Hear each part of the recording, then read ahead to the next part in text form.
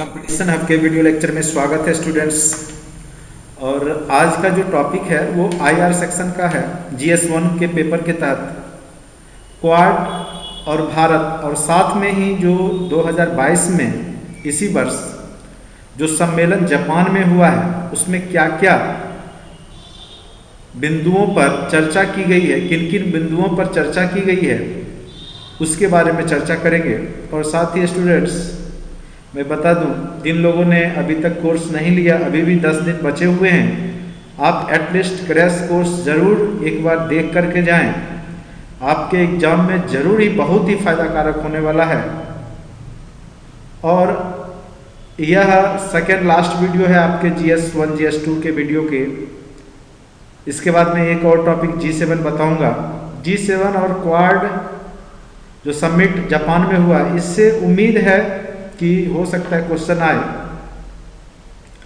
तो इसको भी अच्छे से देख ही लें। बाद बाकी जितना टॉपिक हमने करवाया है उधर से ही आ जाएंगे। ये बैकअप के लिए मैं आपको ये 2 टॉपिक दे रहा हूँ, जिससे कि आपको अगर यहाँ से क्वेश्चन आ जाए तो आपको दिक्कतें नहीं आए। उम्मीद है इससे पहले जितने वीडियो हमने पढ़ाया है, साथ ही हमने जो PDF दिया है, आपके लिए ज़रूर फायदा कारक होगा। चलिए, क्वाड क्या है आपको पता ही है। क्वाड 4 देशों का एक समूह है। देखिए, क्वाड समूह की शुरुआत सर्वप्रथम 2004 में हिंद महासागर में आई सुनामी के बाद राहत कार्यों के लिए गठित एक सुनामी कोर ग्रुप से देखी जाती है, जिसमें सर्वप्रथम क्वाड समूह के 4 देशों ने मिलकर राहत कार्यों में योगदान दिया था। तो 2004 में सुनामी आई थी हिंद महासागर में, जिस समय 4 देश मिलकर के राहत कार्यों में योगदान दिया था। और आगे चल करके जापान के जो प्रधानमंत्री थे शिंजो अबे ने 2007 में जो है एक गठन की मांग रखी थी औपचारिक रूप से, लेकिन उस समय जो है यह गठन किया नहीं गया। ऑस्ट्रेलिया ने इसका समर्थन दिया था, लेकिन 2007 में पूर्ण रूप से औपचारिक रूप से इसका गठन नहीं हुआ था। इसका प्रमुख उद्देश्य जापान, भारत और संयुक्त राज्य अमेरिका और ऑस्ट्रेलिया चारों देशों के मध्य जो समुद्री सहयोग है हिंद प्रशांत महासागर में, उसको बढ़ावा देना है। चाहे सुनामी को लेकर के हो, चाहे व्यापार को लेकर के हो, चाहे चीन का जो बढ़ता हुआ प्रभाव है हिंद महासागर क्षेत्र में, उसको प्रति संतुलन जो काउंटर करने के लिए हो। तो इन सब मुद्दों पे मेन रूप से क्वाड का गठन किया गया है। आप इस प्रकार से इमेज बना सकते हैं। भारत हो गया, इधर चीन है, इधर जापान है, जो देश इसमें शामिल है उन देशों को हमने मिला के क्वाड बना दिया। आगे चल करके यह संगठन 2017 से पूर्ण रूप से हिंद प्रशांत महासागर क्षेत्र को किसी बाहरी शक्ति, विशेष रूप से चीन के प्रभाव से मुक्त रखने हेतु कई रणनीति बनाने के लिए पुनर्स्थापित की गई है। तो ये आप भूमिका में इतना चीज़ लिख सकते हैं, इमेज बना सकते हैं। ये आपका उत्तरी अमेरिका है, ये दक्षिणी अमेरिका है, ये आपका अफ्रीका महादेश है, ये आपका यूरोप और एशिया है, और ये आपका ऑस्ट्रेलिया है। उद्देश्य क्वाड समान विचारधारा वाले देशों के लिए परस्पर सूचनाओं को साझा करने और पारस्परिक हितों के संबंधी परियोजनाओं पर सहयोग करने का एक बहुत अच्छा मंच है। इसके सदस्य देश एक खुले और मुक्त इंडो पैसिफिक जो हिंद प्रशांत क्षेत्र है खुला रहे व्यापारिक रूप से, इसके लिए ये प्रतिबद्ध हैं। चीन की बढ़ती विस्तारवादी नीतियों को प्रतिसंतुलित करने के लिए भी जो है क्वाड समूह बनाया गया है। यह भारत, ऑस्ट्रेलिया, जापान और अमेरिका के मध्य वार्ता के कई मंचों में से एक है।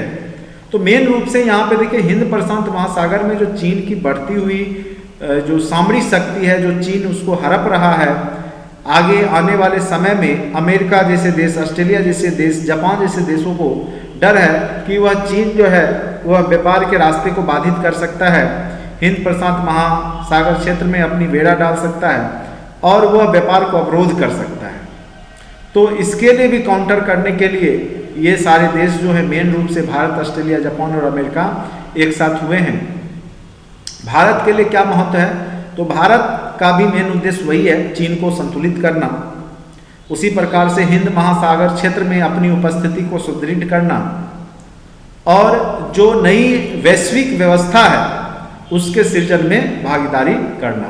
तो तो ये 3 महत्व को आप लिख सकते हैं भारत के लिए महत्व। अब देखिए क्वाड के सम्मुख क्या चुनौतियां, ठीक है। तो यहाँ पे जो चुनौतियां हैं मेन रूप से, जैसे संगठन का अनौपचारिक होना, अभी तक संगठन के लिए ना ही अस्थायी रूप से कोई ऑफिशियल व्यवस्था किया गया है, ना ही संस्था बनाया गया है। तो सबसे बहुत जरूरी काम है कि संस्थागत विकास करने की आवश्यकता है, औपचारिक रूप से गठन करने की आवश्यकता है।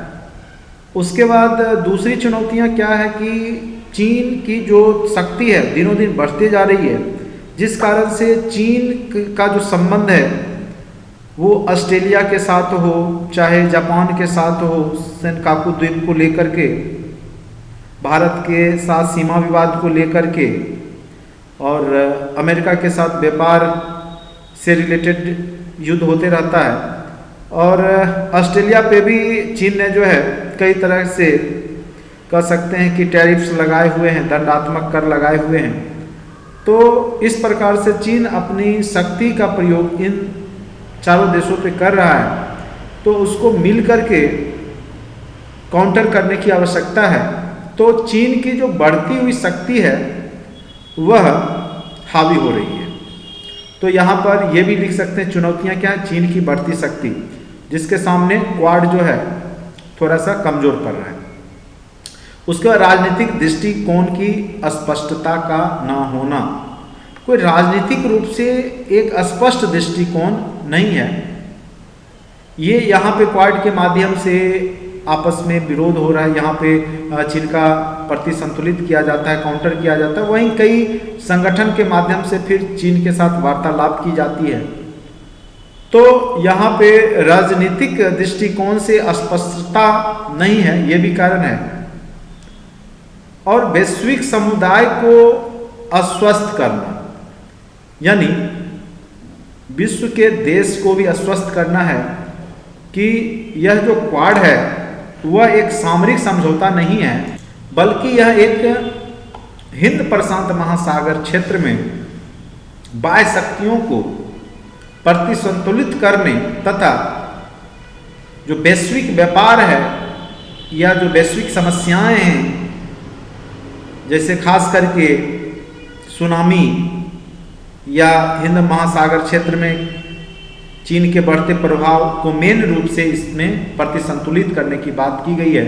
इससे किसी देश को हानि करने या सैन्य समझौता की बात यहाँ पर नहीं है। तो ये अस्वस्थ करने की भी जरूरत है, खास करके चीन को। चीन को लगता है कि अमेरिका इन देशों के माध्यम से चीन पे हावी होना चाहता है, लेकिन मेन रूप से ये देश अपनी जो संप्रभुता है, अपनी जो व्यापार है या सुनामी है या कोई समस्या है, तो उसको दूर करने के लिए ये समूह का गठन किया है। तो ये भी आश्वस्त करना पड़ेगा। चलिए अब आते हाल का जो घटना घटा है, जो शिखर सम्मेलन हुए हैं 2022 में, उसकी चर्चा कर लें। अगर क्वेश्चन पूछे तो आप लोग भी इसी तरीका से अच्छे से लिख लें।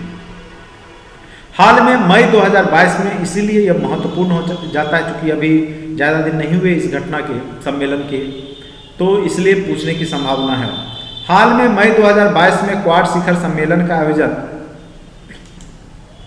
जापान की राजधानी कहाँ पे किया गया? तो टोक्यो में। तो ये लाइन तो एकदम याद रखिएगा कि अभी हाल में जो आपका शिखर सम्मेलन हुआ वो कहाँ हुआ क्वाड का, तो वो हुआ आपका जापान की राजधानी टोक्यो में।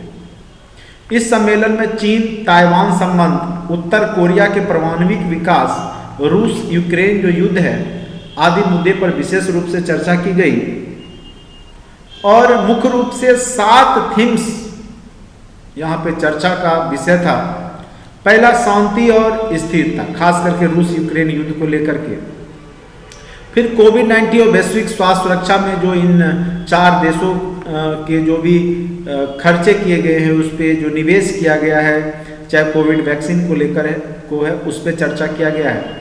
फिर इंफ्रास्ट्रक्चर जो संरचना है इन देशों का, उसके सुधारने की बात की गई है या आपसी साझेदारी की बात की गई है। साइबर सुरक्षा को लेकर के चर्चा हुई। उसके बाद क्वाड फेलोशिप इन देशों में जाकर के यहाँ के छात्र जो है आपस में एक यूनिवर्सिटी, तो जैसे अमेरिका के छात्र भारत आ सकते हैं, या भारत के छात्र जापान, ऑस्ट्रेलिया कहीं जा कर के 100 छात्रों को विदेशों में भेज कर, यानी इन देशों में भेज करके, खास करके साइंस स्टीम योजना का एक नाम है, स्टीम हो गया साइंस, टेक्नोलॉजी, इंजीनियरिंग और मेडिकल, इन 4 फील्ड में खास करके छात्रों को जो है प्रशिक्षण के लिए आपस में भेजा जाएगा, फेलोशिप के लिए। फिर अंतरिक्ष जो तकनीकी है उसमें साझेदारी की बात की गई है, और समुद्री डोमेन जागरूकता की बात की गई है। यानी 7 मेन थीम पे यहाँ पे चर्चा किया गया था। तो उस थीम को आप लिख सकते हैं, हमने लिख दिया है यहाँ पे। शांति और स्थिरता, खास करके रूस यूक्रेन शांति और स्थिरता बनाए रखने हेतु प्रतिबद्धता, जो रूस यूक्रेन में अभी वर्तमान में युद्ध चल रहा है उसमें किस तरीका से स्थिरता बनाई जाए, उस पर चर्चा किया गया। स्वतंत्र एवं मुक्त हिंद प्रशांत क्षेत्र के लिए प्रतिबद्धता की गई। किसी भी एक तरफा कार्रवाई किसी भी देश के विरुद्ध नहीं होना चाहिए, इस पर विशेष रूप से चर्चा किया गया। उसके बाद कोविड-19 और वैश्विक स्वास्थ्य सुरक्षा, दूसरा पॉइंट है। 4 देश द्वारा 670 मिलियन से अधिक कोविड वैक्सीन प्रदान किया गया। अब तक $3.2 बिलियन से भी अधिक वित्तीय खर्च किया गया है। और दीर्घकालिक स्वास्थ्य संरचना को बढ़ावा देने की भी बात की गई कि इन देशों में जो है मेडिकल फैसिलिटी को बढ़ाया जाए, स्वास्थ्य संरचना का जो है वहाँ पर सुदृढ़ीकरण किया जाए। तो ये सब लिखेंगे। उसके बाद इंफ्रास्ट्रक्चर में खास करके संरचना को बढ़ावा दिया जाना, जो संरचना होता है इंफ्रास्ट्रक्चर, उसमें जो आपस में निवेश, खास करके अमेरिका इन जो कमज़ोर देश हैं इन चारों में उसमें निवेश करेगी।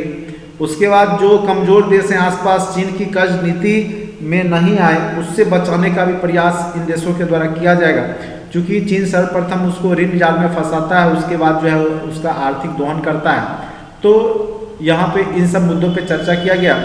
फिर जलवायु को लेकर के भी चर्चा किया गया, खास करके IPCC का जो रिपोर्ट है उसका जिक्र किया गया, और COP26 के उद्देश्य को पूरा करने पर भी विशेष जोर दिया गया। ठीक है, जलवायु के क्षेत्र में।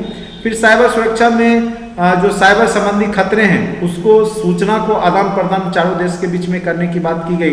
क्वाड फेलोशिप के तहत स्टीम योजना है। स्टीम वही हुआ साइंस, टेक्नोलॉजी, इंजीनियरिंग, मेडिकल में स्नातक डिग्री हासिल करने के लिए 100 छात्रों को हर साल संयुक्त राज्य अमेरिका भेजा जाएगा, इन 3 देशों के द्वारा, जैसे ऑस्ट्रेलिया है, जापान है, इंडिया है।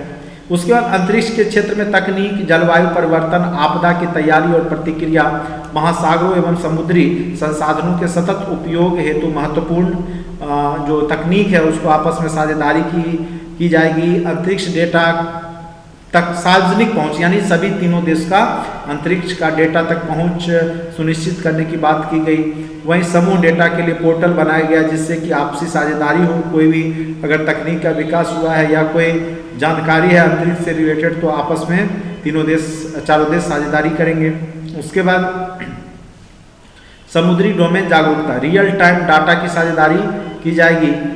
मानवीय एवं प्राकृतिक आपदा निपटने के लिए क्षेत्रीय भागीदारी हेतु डिजाइन किया गया है, यानी अगर कोई समुद्र में हलचल है या कुछ भी समस्या है तो रियल टाइम जानकारी आपस में सहयोग करके दिया जाएगा।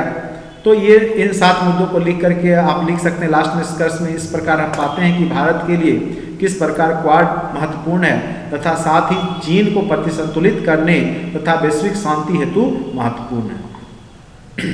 तो इस प्रकार से आप क्वाड भारत की भूमिका, साथ ही जो 2022 में जो आपका क्वाड सम्मेलन टोक्यो में हुआ है उसमें क्या क्या चर्चा किया गया उसको आप लिख सकते हैं। बहुत ही महत्वपूर्ण प्रश्न है, इसलिए हमने ये आपका सेकंड लास्ट है। एक और मैं G7 आपको करा दूंगा, उसके बाद आप लोग जितना हमने पढ़ाया बस उतना पढ़ लें। बाकी अगर लड़ना होगा तो इसी में से लड़ जाएगा, नहीं तो कुछ अजीबोगरीब क्वेश्चन पूछ दिए जाएंगे, किसी का क्वेश्चन कोई नहीं लड़ेगा। ठीक है, अगर लड़ेगा तो इसी में से लड़ेगा। गेस क्वेश्चन हमने सारा करा दिया। और जिन लोगों ने अभी तक बाय नहीं किया अभी भी मौका है, 10 दिन बचे, एक बार जरूर लेकर के देख लें, एक बार रिस्क लेकर के देखें, फिर आप एग्जाम देंगे, फिर कहेंगे कि हमने क्या बताया आपने और किस प्रकार से आपने लिखा, तो वो एग्जाम में आपको पता चलेगा। चलिए आज के वीडियो लेक्चर में इतना ही। Thank you so much watching for this video.